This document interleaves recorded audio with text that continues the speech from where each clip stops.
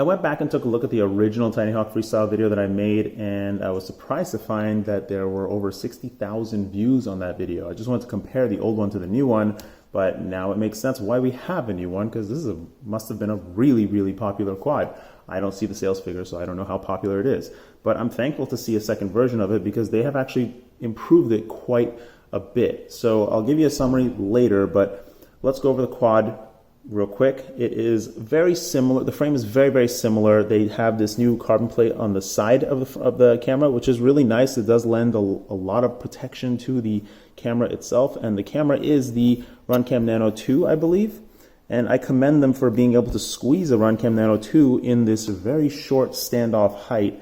I think it's about the same as the original one, which is quite important. I'll get to that a little bit later. And moving on, the motors are 7000 kV 1103 motors.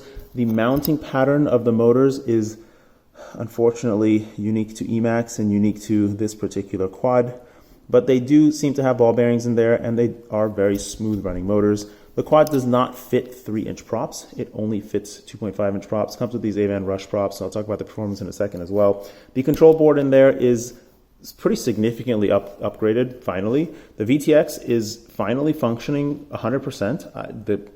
Not a single issue, no white flashing, nothing at all. Everything is great. The control board has also been improved quite a bit. If you look underneath, you see there are quite a few solder pads on there for various things that they might want to do with the board. And you have some really nice, easy to solder pads right here accessible if you want to put your own external receiver.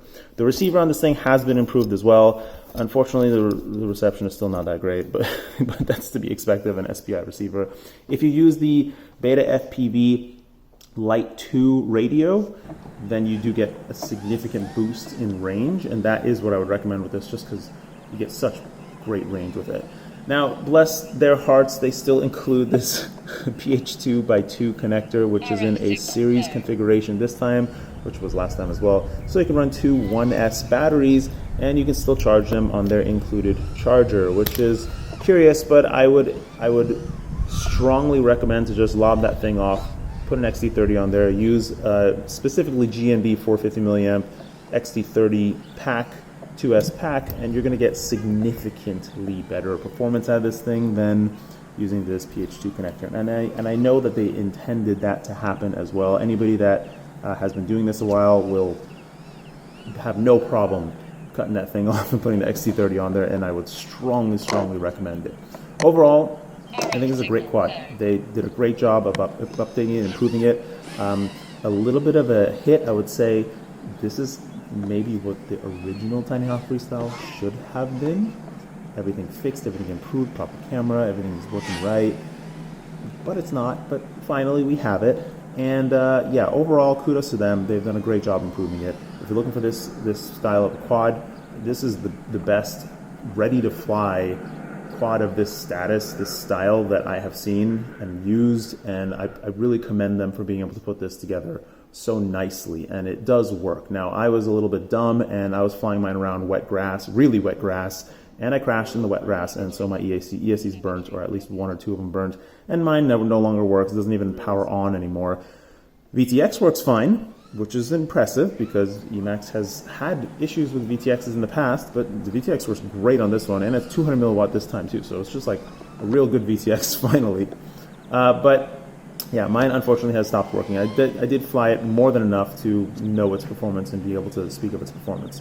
The dry weight of this thing is 55 grams with the XT30 on there. With the 450 milliamp 2S battery, it comes in at 85 grams, which is about 20 grams more than I want to see in something like this size with 2.5-inch props, but it's not bad at all. Now, I personally am not a fan of this Avan Rush 2.5-inch prop.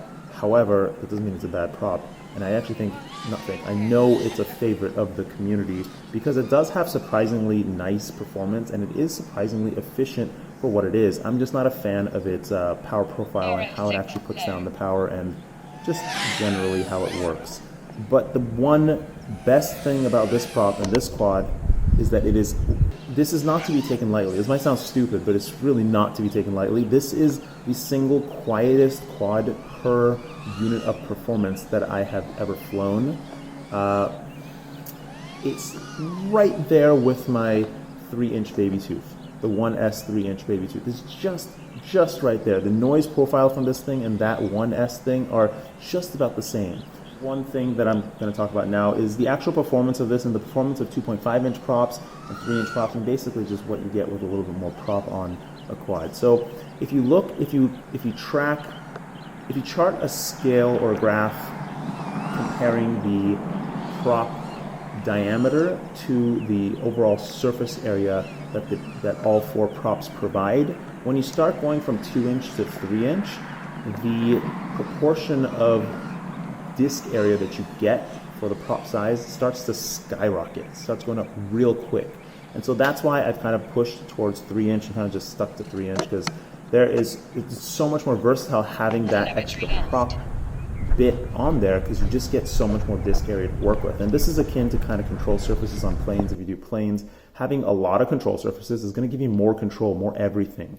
And so having a little bit more prop does actually give you quite a bit more everything, more efficiency, more control, more performance if you have the motor. Now, this quad comes with 1103 motors, and they actually have a mounting pattern that is unique to Emax, unfortunately. Only, I don't know why companies do this. They just make up their own mounting patterns. But I would have liked to see a little bit more motor on this thing. In my opinion, I think 1204 would be a great size for 2.5-inch. I think that should be the default size for 2.5-inch, but it's not quite the default size. 1103 is not bad at all. It functions totally fine. You just get a little bit more from 1104 over an 1103.